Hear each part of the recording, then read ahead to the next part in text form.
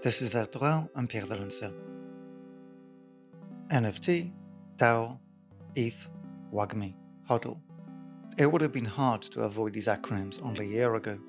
The hype around cryptocurrencies and blockchain art was almost as annoying as the glee with which crypto skeptics welcomed the sudden onset of the crypto winter. But for all the popularity of Bored Apes and Ponzi scheme stories, there seems to have been little serious engagement with the philosophical, political, and aesthetic implications of the blockchain. The Academy appears to have dismissed the crypto world out of hand, citing its financial unviability and the deeply problematic philosophical foundations of its technology. That's a research gap, if there ever was one, and one which the new book, Proof of Work: Blockchain Provocations by Rhea Myers addresses. Myers is a crypto artist, writer, and hacker who searches for faces in cryptographic hashes, follows a day in the life of a young Shiba in the year 2032, and patiently explains why all art should be destructively uploaded to the blockchain. Myers focused on the blockchain technology in 2011, becoming one of the first artists to enter into creative, speculative, and conceptual engagement with the new internet. As ever, you will find links to the works we discuss in the show notes. From there, you can also join my newsletter with my writing on art and culture, as well as support my work. Welcome to the show, Rhea. Thank you. It's good to be here. There's a lot going on in the book, Rhea. It has artworks, it has art criticism, a bit of art history, some reflections on technical aspects of the blockchain, some proposals for what art could do in the space, a fair bit of Marxist critique, a bit of fiction in the form of a short story, a bit of Python code examples, and it also has the line avocado bread park trend replace position. So that's a triumph. Another triumph, I think, is that the book doesn't go on about NFTs all that much. It doesn't, no. Well, because we have so much to choose from, I actually want us to start with something that's formally outside of the purview of the volume, which is one of your earliest works. This is a piece called Postscript Virus from, I believe, 1993, which on the page appeared a bit like a fractal drawing. And I think this is interesting because it seems to already bring quite a lot of the ideas that I think permeate throughout your book. That is the idea of a language, that is the idea of a virus, manipulation, and reproduction. Yes, I mean, PostScript at the time was the way that print media was prepared. You would create everything on your little Macintosh, print it out, well, not print it out, save it as PostScript, and then send it off to an enormous printing press, which would render the PostScript programming code as actual areas of color or its absence, and you would then squeeze the results out between enormous spinning metal plates covered in colored goo. And I was interested at that time in choke points for intervention and finding a place to effectively intervene in the circulation of aesthetics and the way that that impacted how people see the world and sort of what I would now say, reflects their ideology. So finding this programming language that was used to make all the magazines and all the books and all the posters that anyone saw, and finding that it was a programming language, which of course is a medium that you can manipulate, absolutely blew my brain. So I sort of, from my childhood knowledge of BASIC, the programming language that kids used to learn to program in the 1980s, I sort of had to quickly learn how PostScript worked because it was a strange language even for the time. And the point of the work isn't the little fractal tree, which I think as an example I got from somewhere or converted from somewhere. It's the fact that there's this body of code that can be sent to the printer or the printing press, and it will lurk there and it will randomize to a degree anything you send to it to have it print out a bit wibbly wobbly, a bit more chaotic, a bit more rave. Yeah, it's the actual work, as it were, is the code that randomizes the code that follows. And that in virus terms is the payload. It's the head of the virus. The replicator part, the part of the virus that would propagate it and copy it to other machines. I did write that as a proof of concept, but I decided I Hmm. didn't want to go to prison if it worked. So I didn't actually try putting them together, and it didn't get any further than the PostScript printer in the architectural department at Canterbury College of Art. And no one has tried it since. I'm slightly surprised by that, since PostScript still seems to run half of the world's printers. Yes, yeah. Looking at your practice, I think this is a very important and formative example of what you've been doing because it brings together a whole bunch of elements that I think are very usefully explored through the prism of computational arts, which is also a term and a typology that I would like you to explain in a moment. So you have language, you have reprogramming of language, and if I'm not wrong, PostScript is actually a language that is kind of human readable. You've Yes. got language, you've got repurposing of language, you have the relationship between language and some kind of visual output, which is where the loaded term aesthetics comes in. Why do we need a computer for all of this? So I'm interested in your perspective on how these things come together and your perspective in particular as someone who has come to the art world or come to the practice of art through the trajectory of computational arts.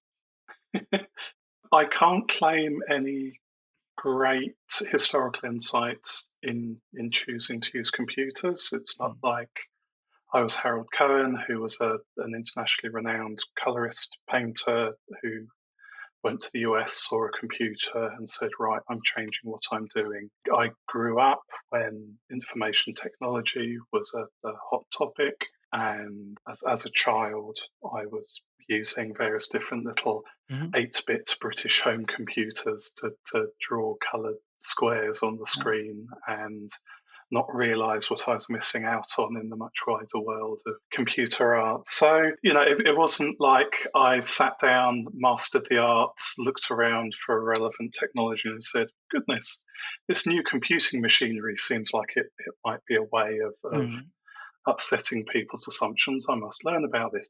It was basically a given. And the thing that really made it a given was the prevalence of vector graphic art. mhm, So the kind of art that you draw by stretching a line across the page and turning it to a curve rather than the kind of mark that you make pixel by pixel, setting it mhm, blue or green or using a simulated airbrush. The prevalence of that kind of graphics in record covers and posters and popular cultural imagery around the start of the 90s. So there was that, there was the emergence of computer graphics. I'd seen Luxo Junior. And again, coming back to the fact that this was around when I was a kid, there's a children's publisher called Usborne, who I used to get books mhm, through the local school book club in England, and one of their computer books had Explore, Ken Knowlton and others, graphics programming language as an example of things that computers can do, and had a very fanciful full page illustration of Harold Cohen and Aaron drawing away in the Tate and saying, "Hey, look, you can make art with mhm, computers." So from that point of view, I didn't have to think, "Hey, you could use these things to make art." It's like I knew that it was possible, but I also knew that if you said this to people in the proper, serious, respectable art world, they'd look at you either like you had lost your mind or like you were some sort of evil entryist from the land of accounting or something. And that made it interesting, that ability to take something that was there both in popular culture and in an ongoing alternative world of art and start applying it mhm, to the questions and problems that I was exposed to at art school. Just that really added up. And I mean, I started making art with screen prints and dye photo transfers and paint and mhm. all sorts of things. I had a brief flirtation with physical media before going all in on digital. I grew up with it. It was a continuation of it into the life world that I found myself in. That's interesting. So you've either provided us with an argument for closing libraries or keeping them open, depending on how this story ends by the end of a conversation. For libraries, I had a wonderful experience when I was at Kingston Polytechnic, now Kingston University, on my art Mm, foundation course, and we were given the task to interpret one painting in another artist's style. And I was given a futurist cyclist and a Jackson Pollock spatter painting. And I just mm, couldn't, from the tiny reproduction of the futurist cyclist I'd been given, work out pretty much where the cyclist was. But fortunately, the library had a book which was a collection of sketches by Boccioni or Marinetti or whoever, and it had the precise sketches for this painting where it starts out with a very naturalistic charcoal or pencil sketch of a cyclist circa 1900 whatever, adds some force lines to it, breaks it down into triangles, and then goes to town. mhm, And that early experience of access to knowledge and openness of knowledge as an enabling condition for the practice of art really left an impression on me. And the other thing that came from that was when I encountered the art and language group's work when I went to do my degree and saw that they'd done a portrait of Lenin in the style of Jackson Pollock. I very quickly recognized something there that I had engaged with in a sort of foundation student way previously, and that was my other obsession other than mm. technology going forward. Well, I'll certainly try to find a link for listeners to the image of Uncle Lenin. It's interesting, you've already driven us into the arena of art history. Now, let's dwell a little bit on art and language, because as I already highlighted, language seems to seep through everything that you've done in your practice, in writing, and in its visual aspects. The relationship to the conditions of conceptual art that the group Art and Language, who were active mostly in the 70s in London and in New York, and have made a whole range of really seminal work that ended up defining in a trajectory very different that I kind of usually know, and that of Daniel Buren and Hans Hacker. They created a very different reading of conceptual art. Yes, it provided a way of taking a theoretical and technical practice into the materials of art in a way that didn't make either of them secondary. So, to take the example of a painting of Lenin in the style of Jackson Pollock, that was originally proposed conversationally or in an article as an impossible picture. How could you reconcile the then current post war history of abstract expressionism and socialist realism? They came from incompatible universes. And then, so the technical challenge that came from that, of actually making that, and the results of making it and learning from it, this sort of feedback loop of the theoretical and the practical that doesn't reduce to an ideologically directed praxis. There's still some uncertainty and risk to the doing of the thinking and the thinking of the doing, and then the doing of the making and the making of the doing. So from Charles Harrison, who was associated with the group, I got a very strong understanding and desire for a historical materialist art history. Mhm. The idea that the art doesn't stop at the edge of the frame, that there are social and historical effects on and in art, and that technique, that the making of the art, the materials used in the art, is a wider question than was being recognised, I feel, at the time. This may simply have been me looking for an excuse to play around with computers, but I did a lot of reading, which for someone who did not have a background in philosophy or politics was fairly eyeball melting at the time. Okay, we can go in two directions. I think we could splinter into politics straight away, but I have a feeling we maybe haven't done enough justice to your actual current practice. And let's talk about how you entered the blockchain space. And maybe rather than try to Yes, figure out what the blockchain is too quickly, because I mean, your practice is an exploration of both the possibilities and the meanings, and quite often the very definitions of crypto art and its many associated arenas.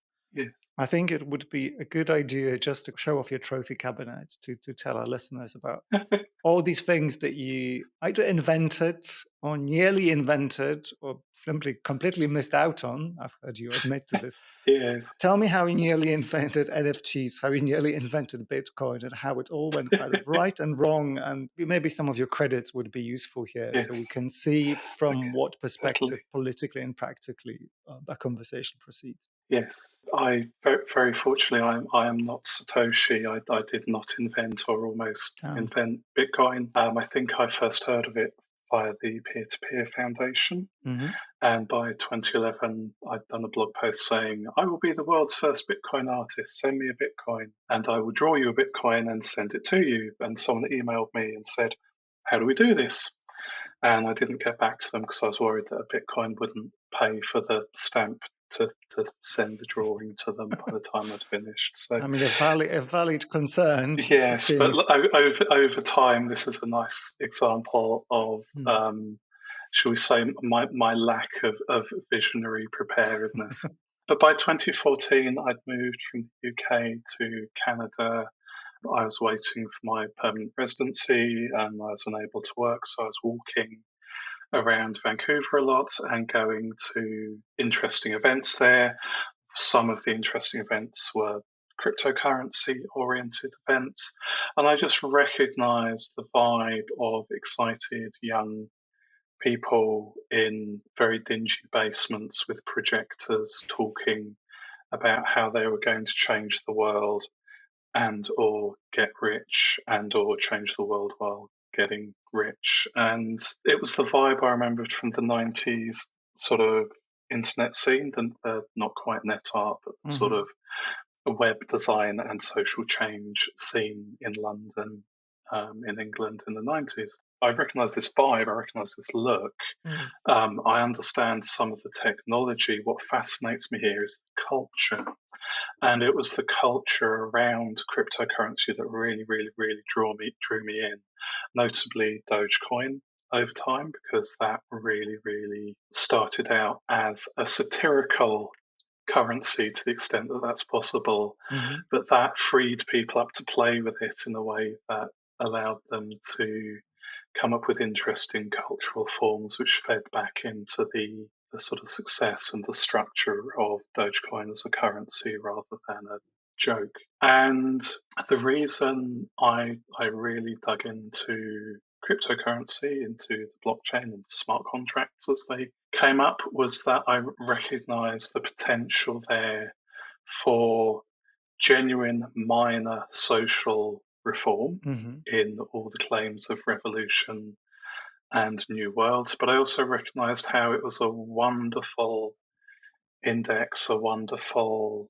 representation of post-financial crash social anxieties and ambitions. So it's like I was already dealing with a portrait in a way, or a landscape painting, by looking at crypto as a sort of embodied representation of, both carried over and abandoned fixations from wider society. And the more I dug into that, the more it worked as a concept for me.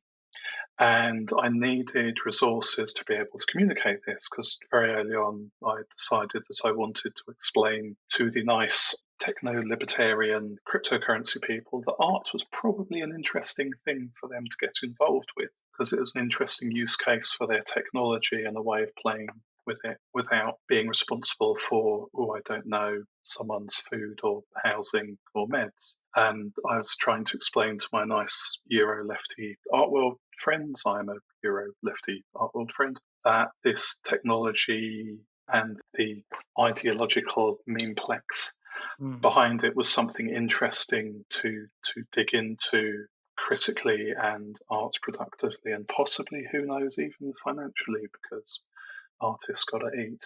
And I realized that if I wanted to do a novel form of novel ideas about a novel technology, that was three strikes against the work to start with. So as with Mm. the PostScript viruses, I needed something for this to work on. And I very quickly went back to NetArt, which was another attempt to get there first artistically in a capitalist Yeah. network of value to sort of almost pre-spoil it critically, Hmm. well, not to actually spoil it, but to sort of have a critical presence there and a creative presence there from day zero. And conceptual art, which I'd actually steered clear of a lot previously, surprisingly, in a direct way, was irresistible because it was an attempt at an exit from the actually existing art world of the 1960s in terms of the valuation Yeah.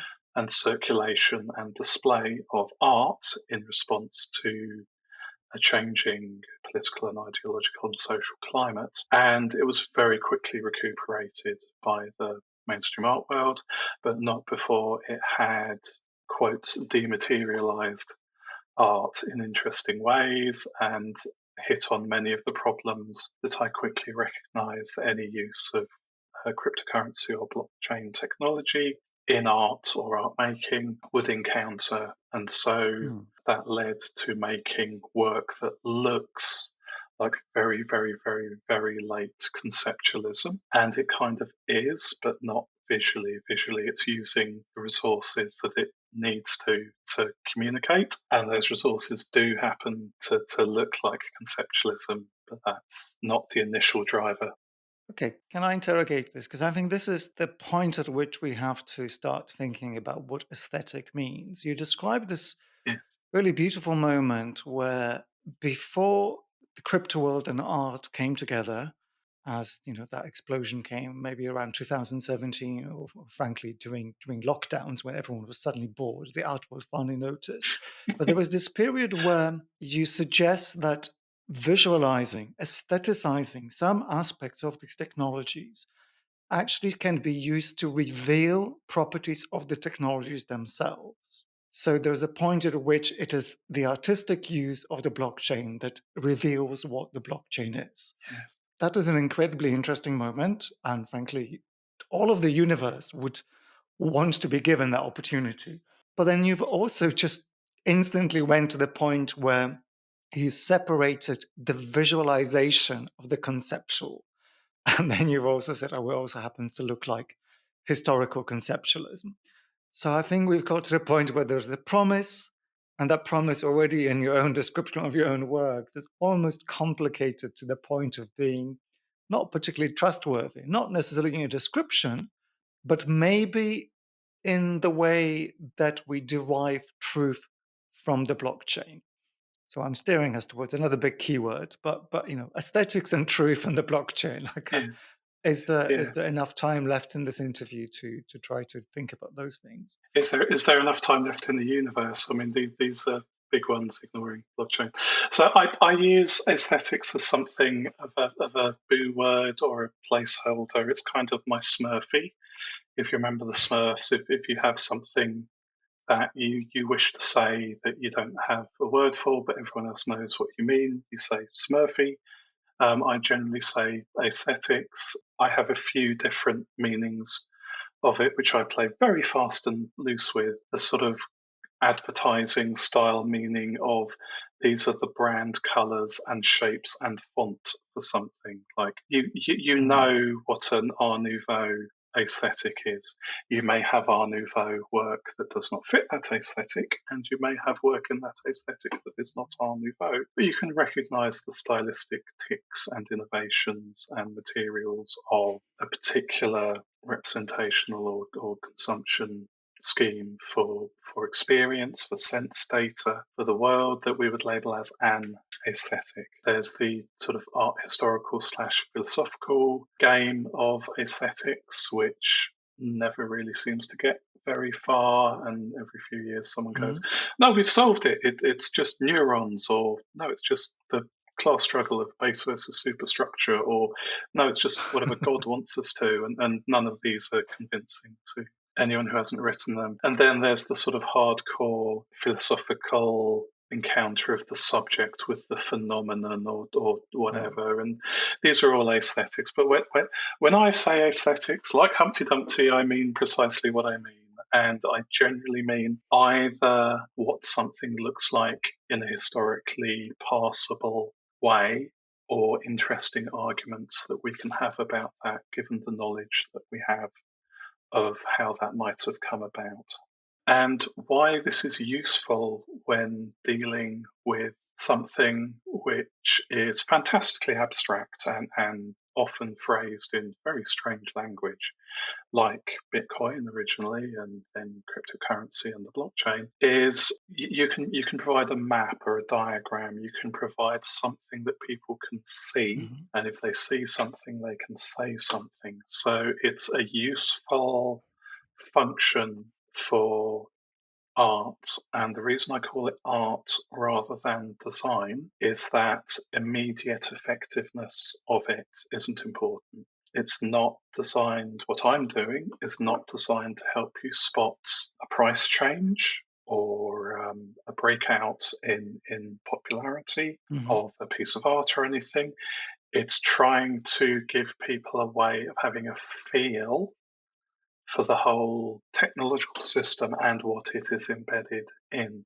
And that is something that you can do in various different ways. People have sonified the blockchains. We have blockchain music. I've obviously written stories to try and get across what it would Hmm. feel like in the unlikely world where we don't have Westphalian states, but we do have the internet and cryptocurrency, and everyone acts like a good rational actor in a crypto anarchist world. But for me, the thing that I had to practice with was image making or aesthetic deployment or intervening at interesting choke points in the public consumption of the visual as the sort of tip of the Yeah. social ideological iceberg that produces it. So the idea of aestheticizing the blockchain was a useful way of providing people with a map of something I felt was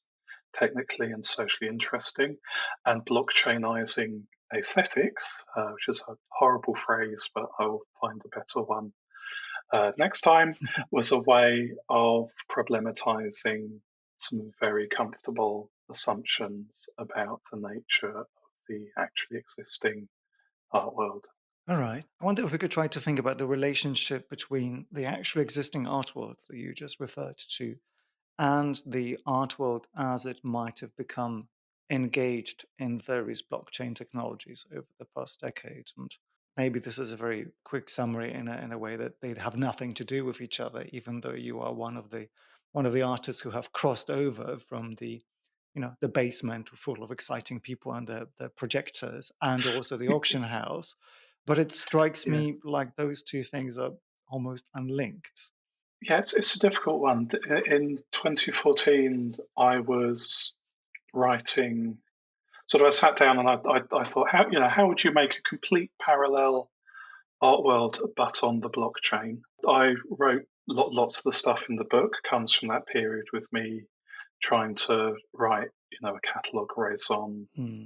system on the blockchain and little art markets on the blockchain and stuff like that. And it was sort of both to demonstrate that it was possible to try and steer it in particular ways.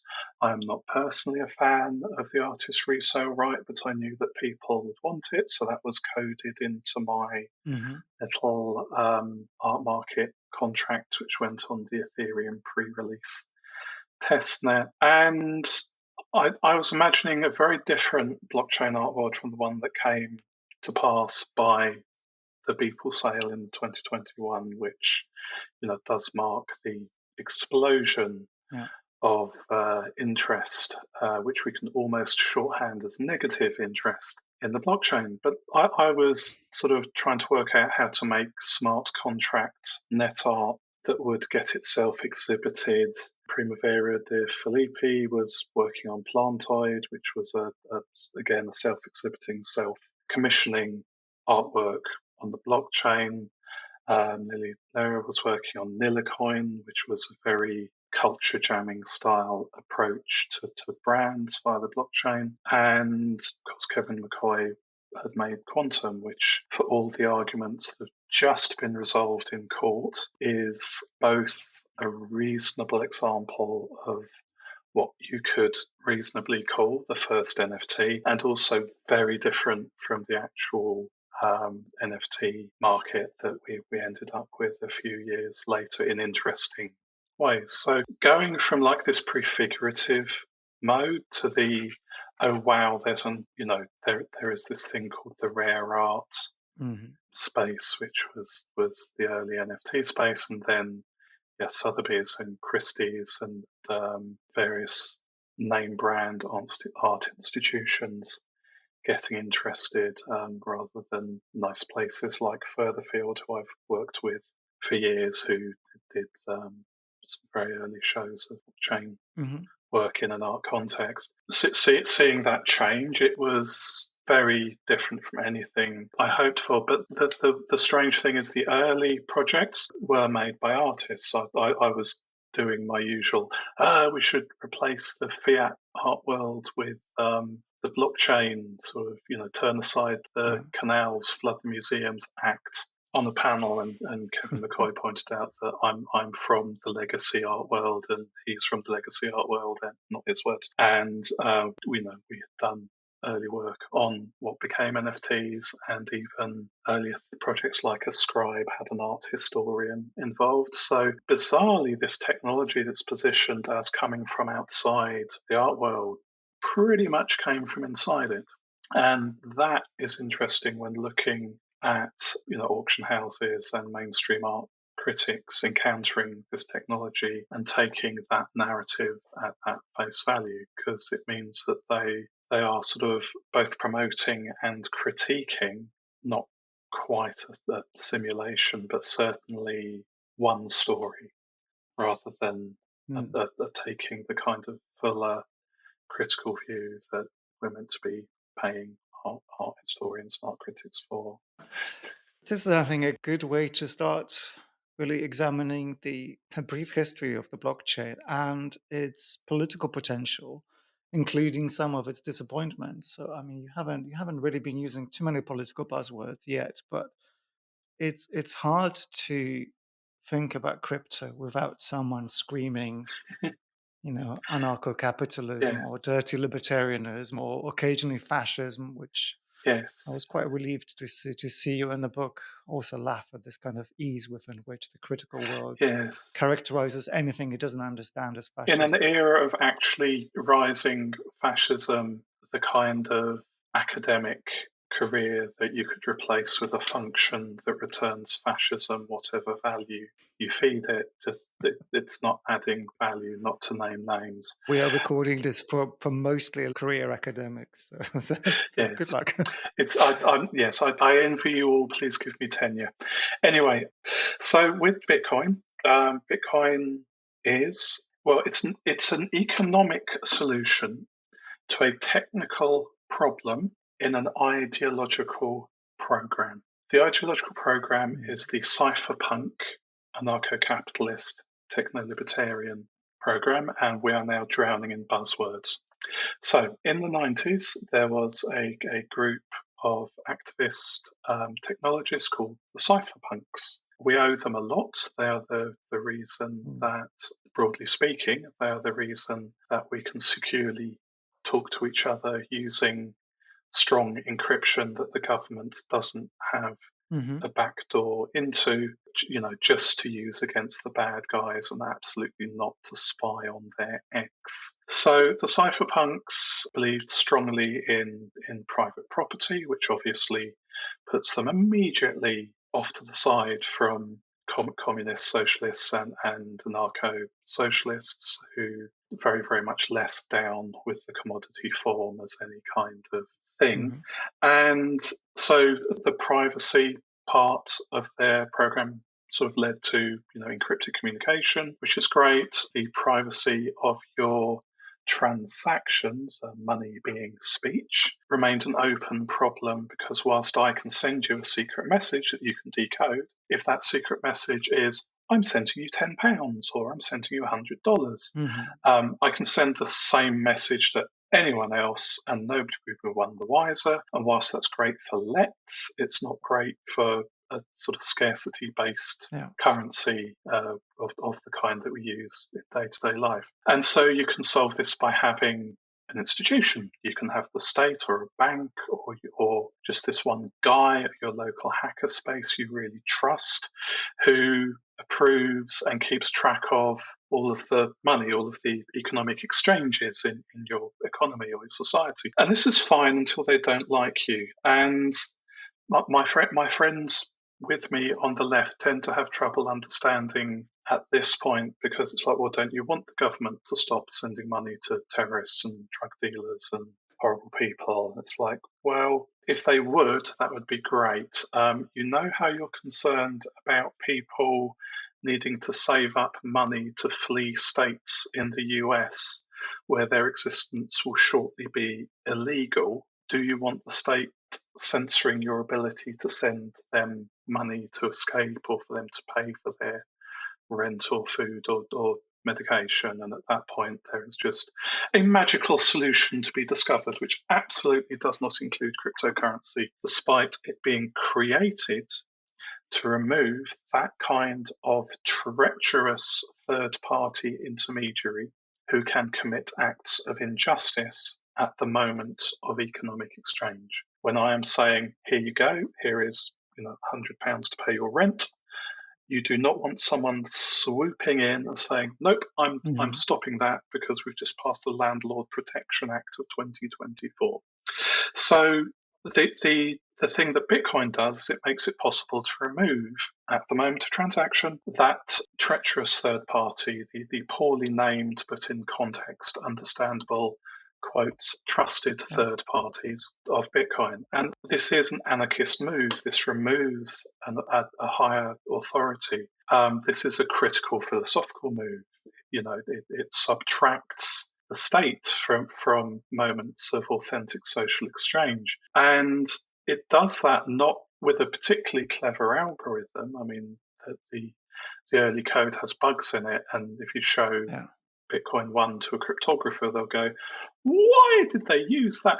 But it replaced a technical problem with an economic incentive, which again is not sort of a popular move for non-market socialists or Yeah. non-capitalist anarchists. So this area just opens up onto these fascinating issues within the political and social struggles that we currently face.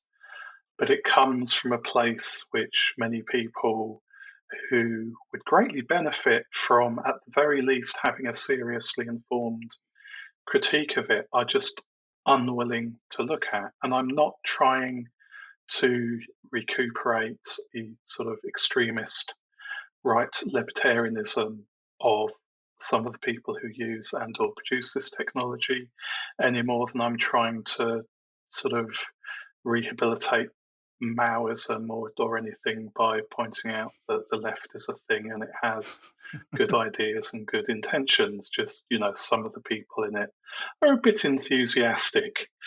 But I spent the 2 years after the Beeple sale being yelled at on social media by people who knew that I was supporting fascism, that I was a scammer, that I was destroying the environment, that I was against social justice, anything that people had ready to go.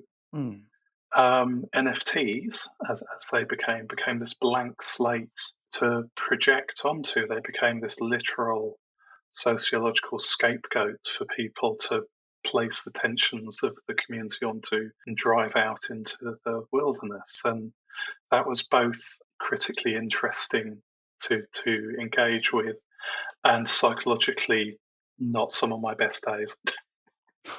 Can I suggest that maybe the insertion of art into the blockchain is actually a place in which there's a reason that that became a conduit for that critique? Just very briefly, in the interest of network neutrality, which is a concept I've just invented for myself, I'm going to give a slightly different side of the culture war argument for not having the state involved in one's banking transactions, and I simply point to the Canadian tracker convoy. Yeah. But I'm interested in the point at which the artist becomes somehow involved in mediating to a much broader audience than previously. This happens again 2021 with Beeple and thereabouts.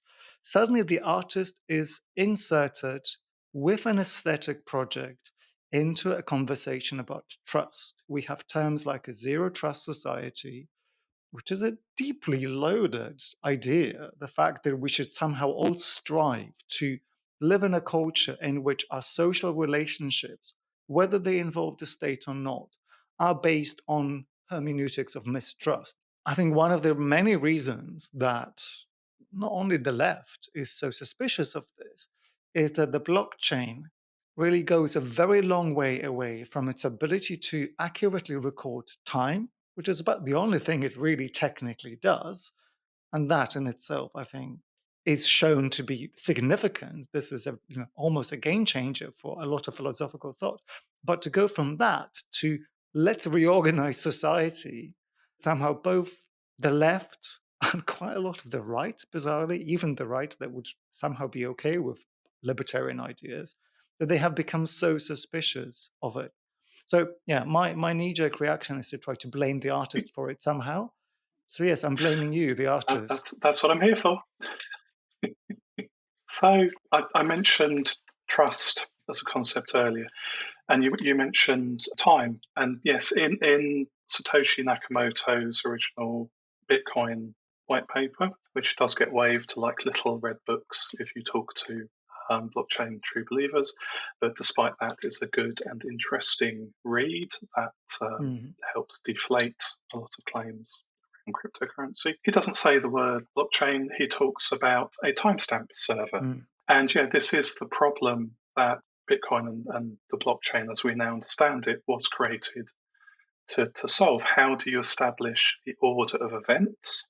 In this case, the exchange of money or value in the absence of a centralized authority figure, in the absence of a god, a state, some sort of Lacanian father figure, or the sort of toughest guy in your local group. That's not going to work. You're never going to get rid of him. But never mind that. It's like, yeah, how do you establish this in the absence of a transcendental authority? And that phrasing is, to be fair, due to Nick Land, but that it's still a very good phrasing of the problem and of what is so interesting about this particular solution. But the fact of what trust means in that paper, we end up very quickly with a confusion of terms of art. You want socially to trust the people around you. You want to be able to walk down the street without someone stabbing you or mugging you. You don't want to be living with someone who is secretly an MI5 agent under an assumed identity. You want to be able to trust your bank not to close your account for no reason and give all your money to someone you don't like. These are examples of trustworthiness, Mm. of the ability to trust, of earned trust. The kind of trust that Satoshi Nakamoto, whoever they were, is talking about in the Bitcoin white paper is where you have no option but to trust someone who might betray you. In game theoretic terms, you've introduced another party into a two-player game who can simply declare the results null and void. In social trust terms, you want to ensure that no one is lurking in dark alleys about to run out to stab you or mug you. And it's like wanting to remove the need to Mm. assume that things will be okay, to sort of trust that things will be okay. It's the difference between having to trust and being able to trust. And so when people talk about a trustless society, they absolutely don't mean a society of the popular image of the East German state, where half of the state is spying on the other and when you pick up the phone to tell your friend a joke, you laugh, they laugh, and the Stasi officer listening to you laughs. It's not that kind of corrosive Mr. Robot style paranoia as first ontology world. It's a world where in fact you can trust people because no one else can betray you for them. So yeah, it's sort of people both promoting trustlessness and critiquing it do completely miss this. They do sort of have you should be this robust, rugged individual who doesn't trust anyone. It's like, that's fine, but if you try living like that, you will very, very quickly go a bit strange. It's more, you should not have to trust someone who can flip the table when you're having lunch with a friend. It's that kind of trust, but we really need a better word for it. I would not want to live in the trustless society that those who define it as not being able to trust anyone imagine, because that'd be a very cold and lonely place. It's a dark forest in the Cixin-Liu sense of sort of a Cold War mutually assured destruction universe where if you find anyone else, you have to destroy them before they destroy you. Funny enough, it's about the only work of science fiction that I read in the last decade or so. So I get the sense of existential dread, which there is Yes, characterized as inevitable. So I completely also understand yes, why the yes, anxiety of the blockchain kind of induces this yes, yeah, vision already. And I want to keep you exercising because it was very useful to hear the basic confusion. And I will stick by my charge that art is a very, very flawed way to try to dispel some of these misunderstandings. Like for art to induce trust involves both demagoguery and propaganda, and we've seen a lot yes, of examples in art history of that happening. But to look for a positive, there is something that art, or at least the way that we understand the art market to do, it is able to illustrate trust. And I think, Phil, we've also not been talking about your own practice, your own works enough. So I want to look at some of your blockchain works that deal with transactions, that deal with contracts, that deal with exchanges of money, per se, or money, or ciphers for money, because that's kind of a proxy for this idea of trust and exchange. And again, it helps us to think about the relationship between the power of aesthetics, in whichever meaning we want to play with now, the power of aesthetics to illustrate, and then the power of a transaction to actually ram the point home. yes. I mean, nobody should trust artists. We make poets look like paragons of honest society. Sort of, if an artist shows you something, you know it's not real because it's art. If it wasn't art, it would just be something in the real world. So artists are dealers in and of unreality.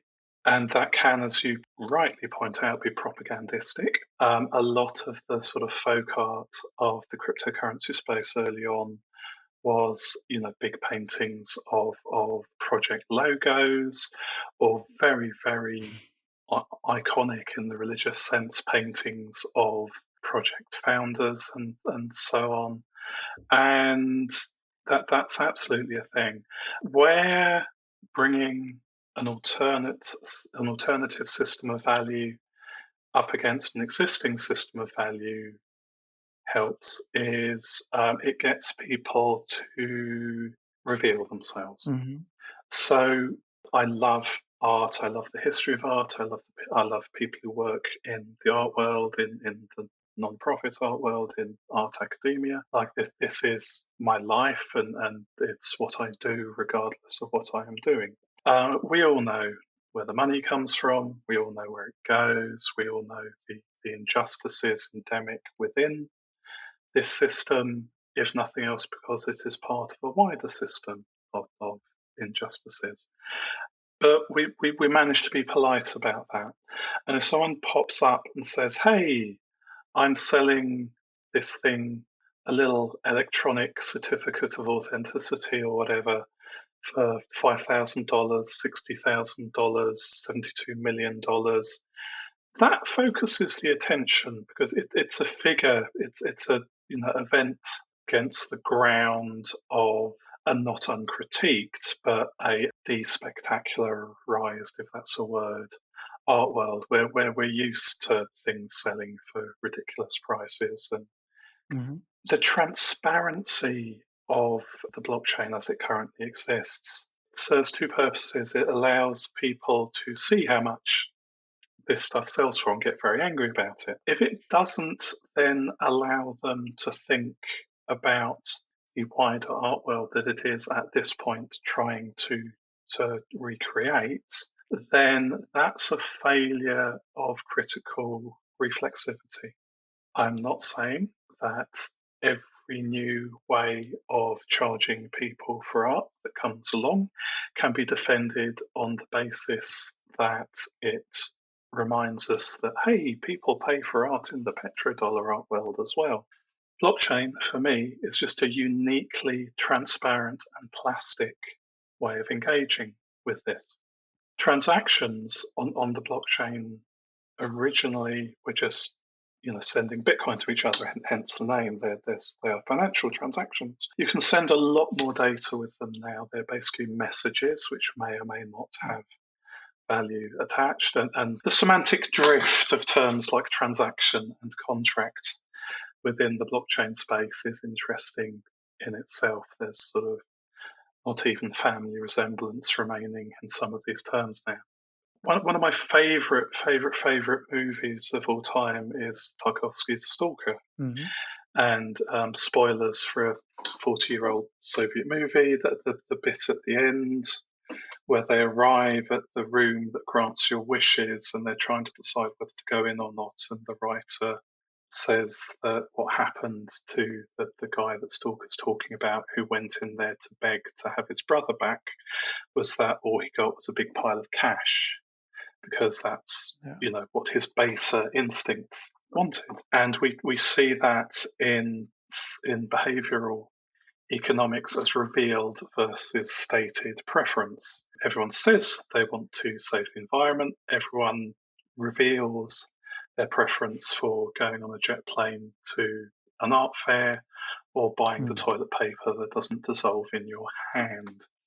And that's very, very easy to critique. How much would you pay to have a lost childhood pet back or whatever? Well, you cannot pay enough for that to actually happen. There is a limit to money's ability to reveal preferences. But within the space where you are either paying for something or not paying for something, money does focus the mind in purportedly good but at least useful ways. So sort of saying, yes, someone is paying for this, it's a strong indicator that someone somewhere believes that there is some sort of value there. And absolutely none of the critiques of NFT art, of blockchain art that I've seen are unique to the medium compared to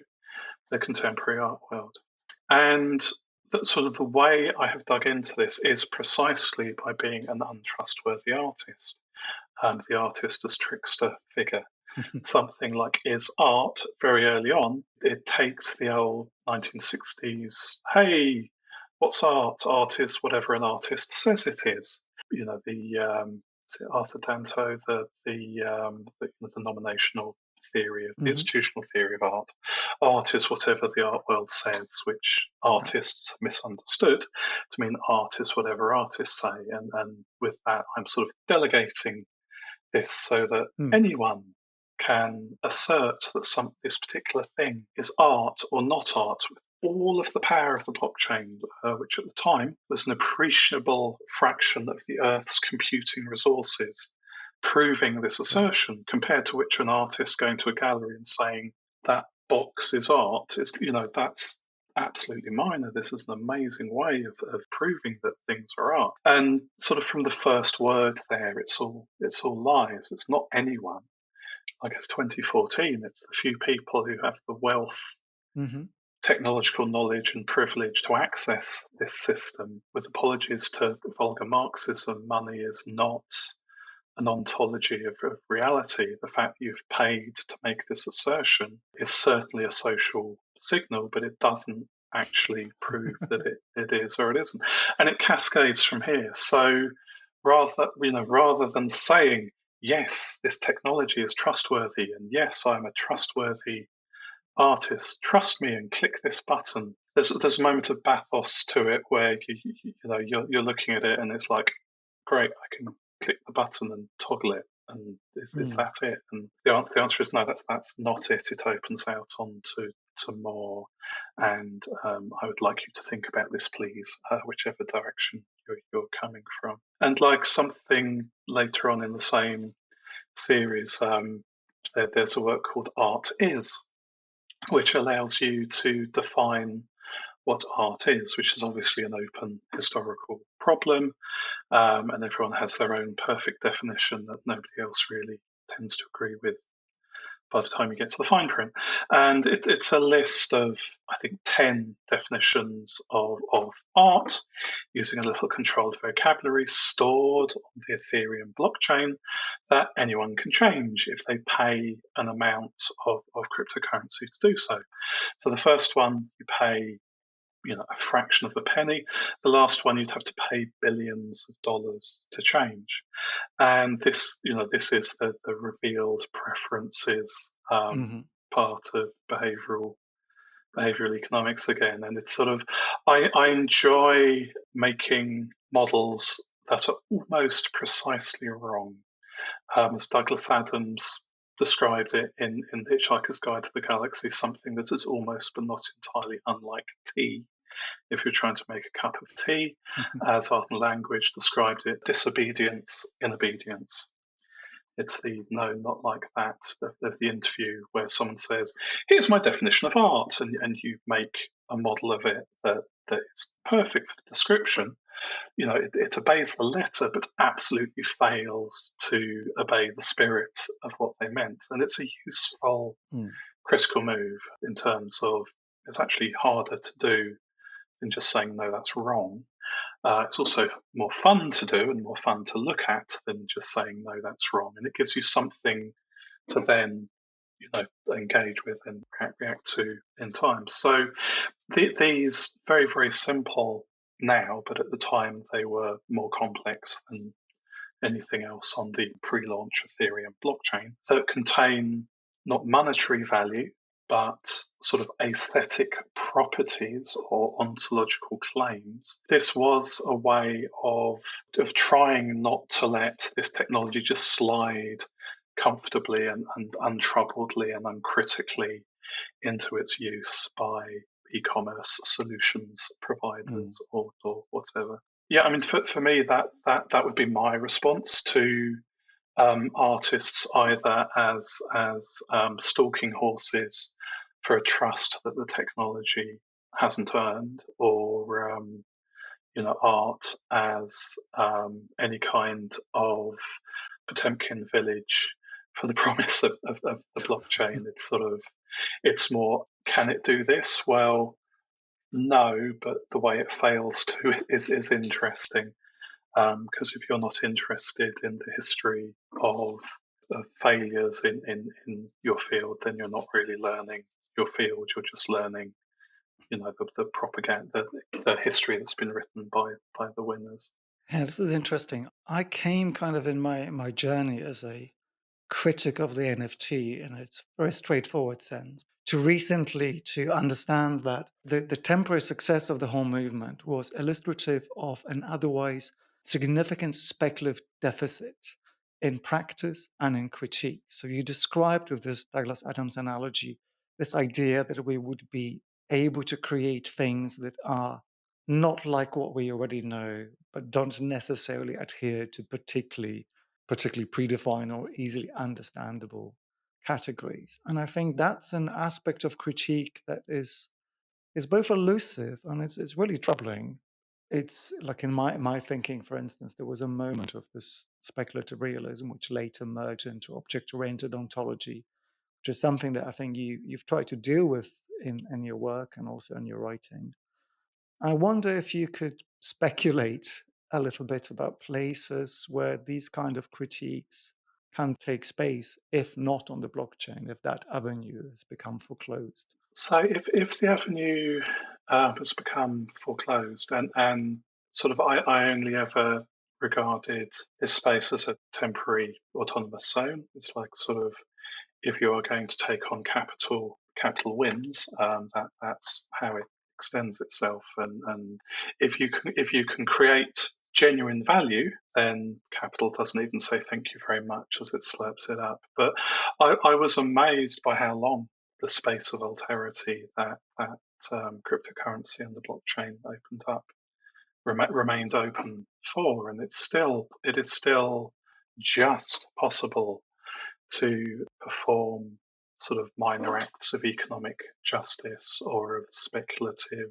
economics using this technology without it going back to A16Z as soon as you say it. But we are absolutely not in the anarcho-capitalist post-revolutionary paradise that I describe in Bad Scheib.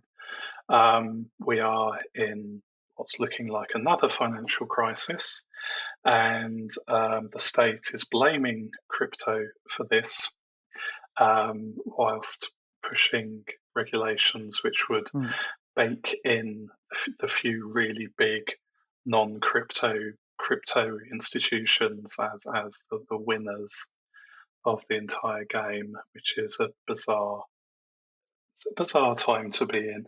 But anyway, coming back to where else this could take place, the sort of the gaps in surveillance capitalism, in techno capital, are always cultural spaces. They are always spaces of production.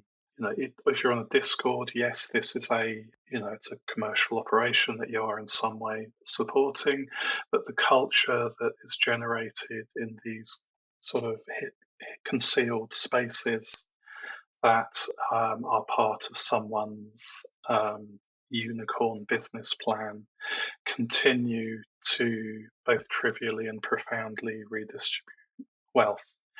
Trivially, in terms of, it would cost some tens of dollars a month to set up your own server to have conversations on.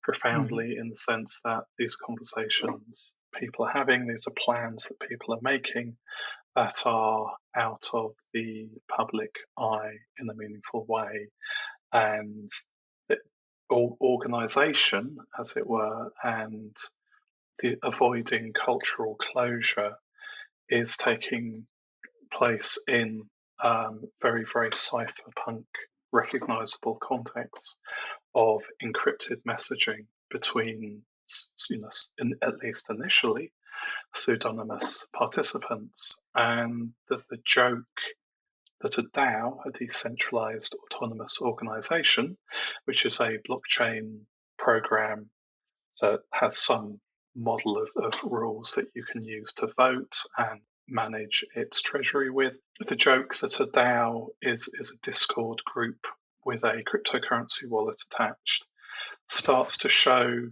that much as we're not all running Richard Stallman's GNU system, we're all running Linux.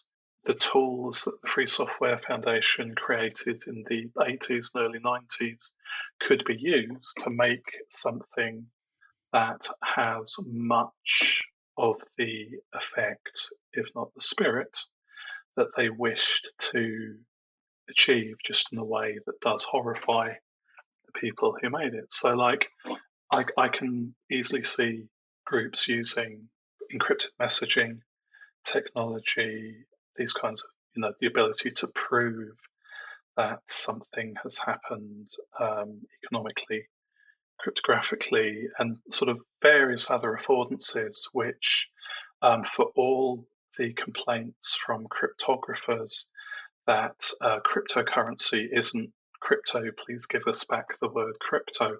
The work that blockchain researchers have done has pushed entire areas of cryptography very far ahead. And this sort of combination of more advanced cryptography, ongoing temporary autonomous zones of social flourishing and organisation and production, and the ability to somehow not have that immediately siphoned off by capital, even if it's only getting paid rather than not getting paid for what you do, which is a problem under capitalism that we cannot wish away, whatever our preferred economic system would be. I think that even if cryptocurrency and or smart contracts and or blockchains have nothing to offer to the future of any kind of social alterity or economic organizing, the the the technology, the knowledge, and the problematics that it has produced are there ready to be seized on by whatever the next generation of people who go, hang on, I don't like the way things are. I would like things to be different, please. And as the state gets more and more intrusive, and as actually existent fascism becomes more and more of a problem, people are going to have more of these actual material tasks that not being wiped out will require them to perform, and there may yet be something here. May I ask you a deeply personal question? You may, yes. So, I definitely am of the opinion that the actually existing fascism is a bogeyman. I think I might have an inkling to what you're referring to. Yes. And I'm trying to figure out whether in the both ideological and technological space there isn't, that you've just described so eloquently and you practiced for decades, whether there isn't a correspondence to your individual experience. So the personal bit is that you came out as trans not long ago, as far as I understand. Outed. Sorry.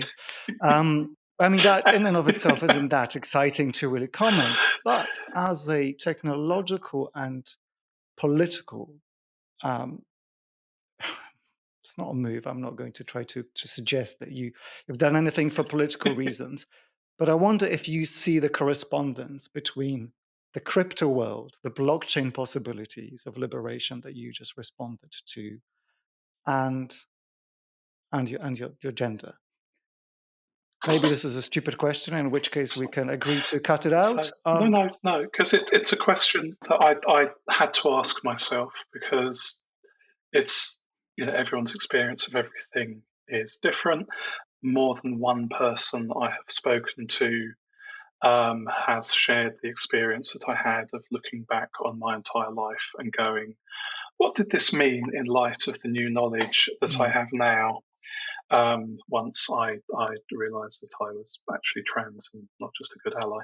So, in terms of making art about secrets that are not available to the owner, that's fairly obvious. I mean, by the time I was doing Certificate of mhm. Inauthenticity, the work was screaming at me. It was like, hey, you should really look at what you're doing and think about it. But the part of my brain that Section 28 installed and was committed to making sure I didn't realise I was trans was like, no, it's fine, ignore it. There's other explanations for these phenomena. That's fine. I can see very clearly looking at it how, on an artistic level, the questions of encryption, of privacy, of identity, and of their ironization, because sort of the word I haven't mentioned yet is Mm. irony, and the I work think is, that's come across in well, some of your jokes in the last hour. it might have, yes, but sort of that assembly of ideological and practical materials, sort of looking back on it, it's like, oh yes, of course, yeah, oh no, and that desire to subtract a transcendent authority from social authenticity, which are, those are all terms I could happily discuss for at least another podcast, but take it that I mean these in a gentle and everyday way. The desire is no small part of the history of Mhm. trans liberation, of which I am almost entirely a beneficiary rather than a producer. Removing the figure of the God surgeon, who is the person who gets to decide whether you physically transition or not, removing the psychiatrist who gets to say whether you are trans or not, removing the state's ability to say, no, actually, you can't change the name that we have for you on file because we are the final authority on identity rather than merely a bureaucracy that records reality. That sort of subtraction of trusted third parties is a large part of trans liberation. It's obviously easy to massively over-egg this and immediately go wrong if we try to push it in directions beyond something I'm saying off of the cuff on a podcast. But for me, because of my interests, the resonances were there. In terms of does this stuff still have liberatory resources to offer? Yes, it does. Sort of as far as I'm concerned, if someone is attending an anti-trans rally dressed in black and doing a Nazi salute, someone is at least deploying the aesthetics of fascism against being trans, and the genocidal, or if we are being polite, eliminationist laws that are being proposed in the States at the moment against trans people are, that's not social democracy, let's put it that way. Now, we can argue whether that is the primary objective of everyone involved with it, or whether it is simply a stalking horse for the abolition of labour protections and collective bargaining, or some other cause which increasing the state's power to dictate what is right and wrong for an individual opens up. But on the way there, it has the material effect of fucking up and killing trans people. So I can happily have an informed discussion about the vagaries of dabbling in the term actually existing fascism this long after the Second World War, but it ain't just an aesthetic for some of the material struggles that trans people are currently involved with, certainly in the Anglosphere. But yes, so technology can, of course, assemble you a list of all the people you want to gather onto a train. It can also allow those people to communicate without you being able to find out what their plans are. And it can allow them to find each other and organize. And beyond cryptocurrency, although it is very useful for paying for healthcare that you are denied because of the trusted third party of the state saying, Okay. no, I think we've rammed this point home now. That. The thing that I'm interested in is homebrew hormone creation, like creation from first principles.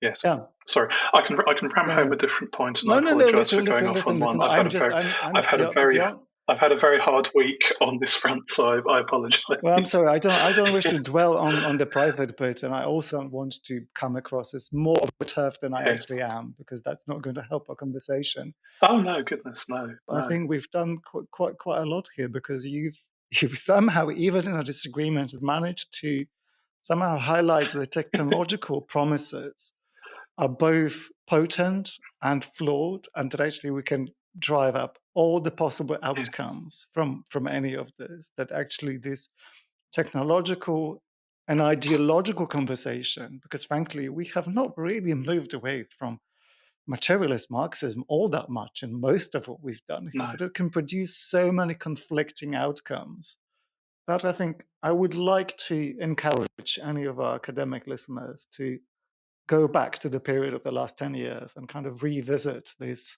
pseudo-fascism of crypto spaces, because it actually has produced interesting and non-trivial results, some of which have been aesthetics, some of which have been called artworks, but a lot of which have had, financial outcomes. Like, markets have crashed because of some of the things that you've been engaged with. So, I'll have to cash out my Bitcoin and start communicating with people cryptographically to flee the state.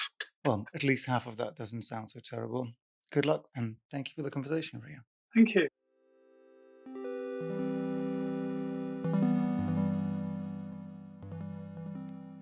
Proof of Work, Blockchain Provocations 2011 to 2021 by Rhea Myers is published by Urbanomic. I'm Pierre. Thanks for listening. Join us next time.